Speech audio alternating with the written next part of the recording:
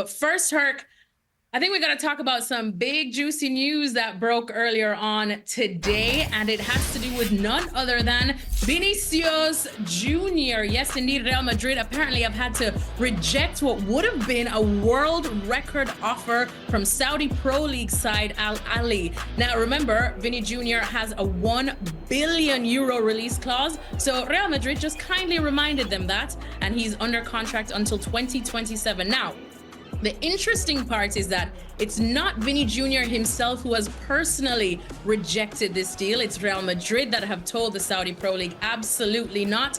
But Vinny Jr., as our sources have told us at ESPN, is at least willing to listen to the conversation because, Herc, this would be numbers that would break the internet, break the world, break the transfer market as we know it. So let's welcome in our boy Shaka Hislop as well, because when we're talking about big money, we got to bring in big Shaka as well. So Herc, though, let me start with you for this one, because when we are hearing that at least they're willing for the moment to match half of that €1 billion release clause, it's got to make any player at least go,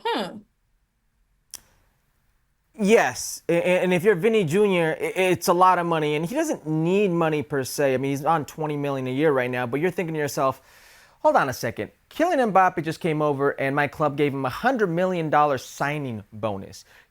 He seems to be the trend right now. Mbappe seems to be all I am hearing about. All of a sudden, I've got Saudi Arabia. I've got a whole league wanting to make me the face and give me how much a year? How much a season? And they're going to pay how much for my services? We're hearing $1 billion. You got to at least analyze the situation. You got to at least say, hey, I'm going to take a listen. And if you're Real Madrid, I think you got to also analyze the situation. And I'm saying this with the clearest of thoughts. You're thinking to yourself, $1 billion for a player that right now could be Ballon d'Or? Absolutely. But I just brought in Kylian Mbappe, and anybody is talking about is how will these two players coexist operating on the same side, because they love to operate from that left-hand side coming in. Even though Kylian Mbappe will play in the center, he will still occupy those spaces. So maybe you eliminate, a problem or knock get something out of this if you can. And Vinny Jr., if you're smart about this, it could be a win-win no matter what. You could either leverage this for a better contract with Real Madrid, because now you can say, listen, I'm on $20 million here. By no means am I the biggest fish in this pond. Here's something, a tangible $1 billion, cool $1 billion for my services. I want more, I stay, I am happy, etc., etc. But that kind of money, you have to at least listen. Yeah, Shaka, and I mean, we're hearing that. Of course, it's a long-term plan from the Saudi Pro League as well. We know that they're going to host the 2034 World Cup. That is 10 years from now, and Vinny Jr. will be 34 then. So we'll see what big part he has to play, but they want to make him sort of the face of that there now. But as Herc says, when you're hearing this, it feels like a win-win situation when you crunch the numbers, at least for Vinny, because with all the big names that have come to Real Madrid now, this is massive leverage for him. Absolutely. It's a win-win for Vinicius Jr. no matter how you slice this. First of all, from a Real Madrid perspective, with that €1 billion release clause, Saudi Arabia saying they're not prepared to match that right now.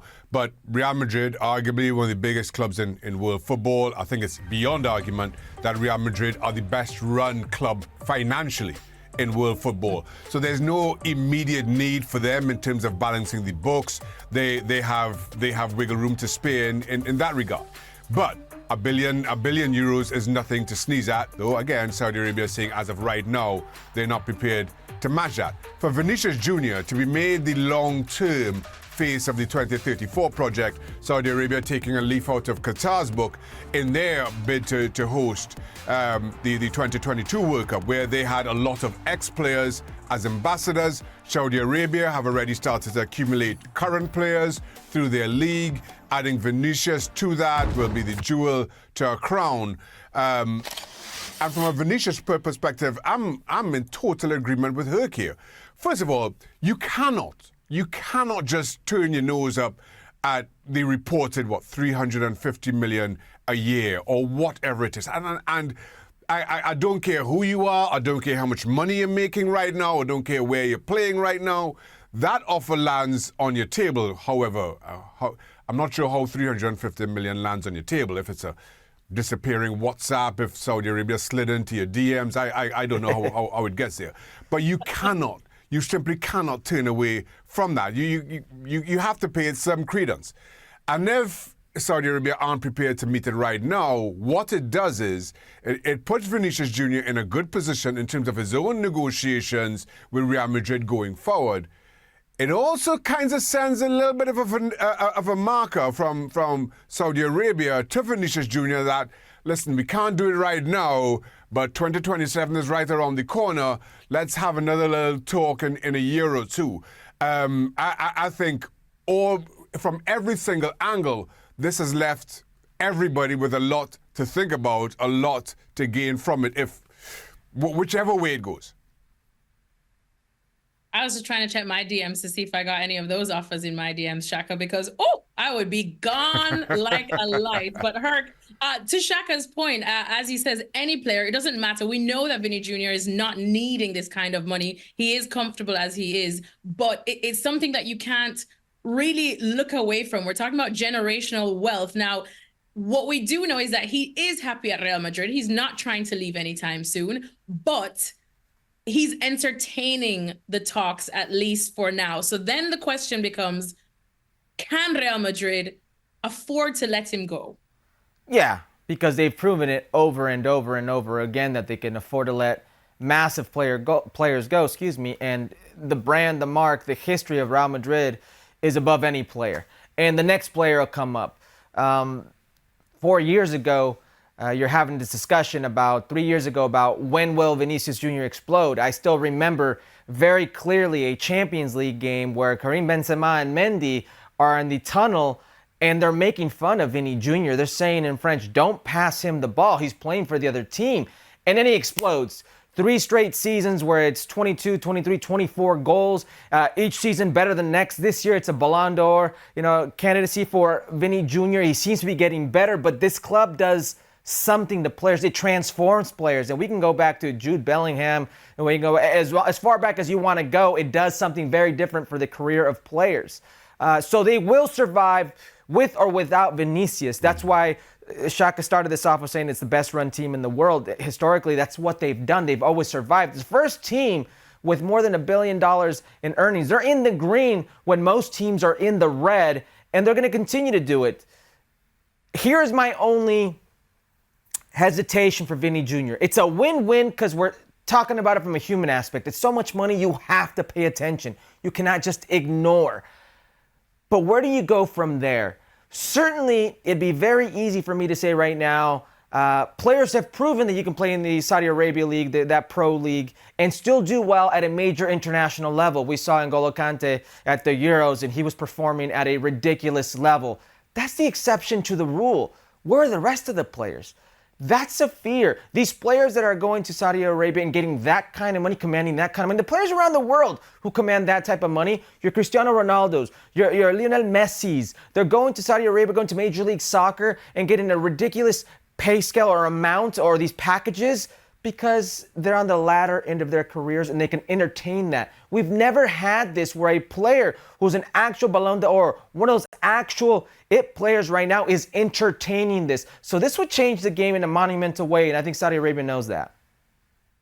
Yeah, Shaka, I know we said it would be a win-win for Vinny Jr. in this one, but for example, what we saw with the Jordan Henderson situation, yes, things can, seem like a good idea. And of course, the money is definitely one thing. But even for Jordan Henderson, who you'd say was on the end of his career, Vinny Jr. is in such a sweet spot now. We're talking about him winning the Ballon d'Or right now. For him to go at 24, or even in 2 years at 26 years old, do you feel like career-wise, take that smirk off, Shaka, that would be a great move? I know all you're seeing is dollar signs, Shaka. All Shaka's seeing is the dollar signs.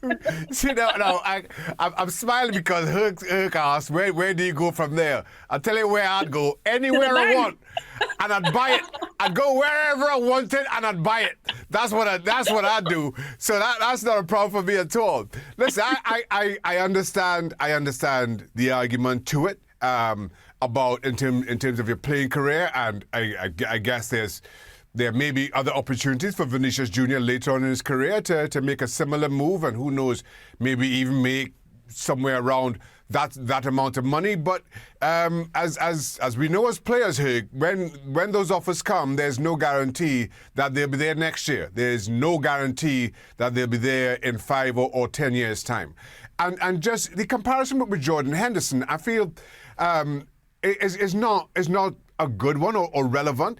And sitting there, I was reading about Saudi Arabia and a shift in terms of their focus in bringing in players probably primarily from South America. They just felt that European players have struggled to adapt. Moving from Europe to the Middle East, they haven't acclimatized, they just haven't settled in the way that the South Americans have done, which I totally understand. The South Americans have left home to go to Europe, adapted, acclimatized, and so another move, they're still not in South Africa, in South America, excuse me. They are more likely to, again, settle and find a home. So you understand that sentiment from the South Americans and the Saudi Arabians, which is why, maybe some of the Europeans, Jordan Henderson went back to Holland, and we've heard murmurings about Karim Benzema not settling there, not settling in Saudi Arabia himself. But for South American, who's whichever way, you're a long way from home, that kind of money, again, kind of smooths over a lot of any bumps. If I just really quickly, I guess my worry here is there are players who want to transcend the game and not just make money. They want to be historic, and you're 24 years old playing in the biggest club in the world, and you're already a candidate for Ballon d'Or. Your country expects a lot out of you in a moment where those glory days are gone for Brazil, and you're one of the only hopes. I'll leave you with this example. Dario Conca. I don't know if that name rings a bell to Shaka. This guy, Argentinian, who was playing in Brazil Fluminense, all of a sudden China made him a crazy offer, and he goes and plays in China. He was the richest footballer in the world for a good amount of time. The richest footballer you never saw, you didn't know existed. My worry is that will happen for Vinny if he takes this. Sure, you'll be very rich, but on this side of the pond, I can tell you how many games I've seen of the Saudi Pro League with Cristiano Ronaldo in it. It was a grand total of 1. The game where they played against PSG, his club versus PSG, and that is it. I've seen 0 Saudi Pro games, 0. So my worry is if you take the money, at what cost? Where does that leave your legacy? Facts, and not only Cristiano Ronaldo there, Karim Benzema, Neymar. Shaq still wants the money. Shaka still wants the money. He's saying, Vinny, I'll be your best friend if you go. You'll start seeing Shaka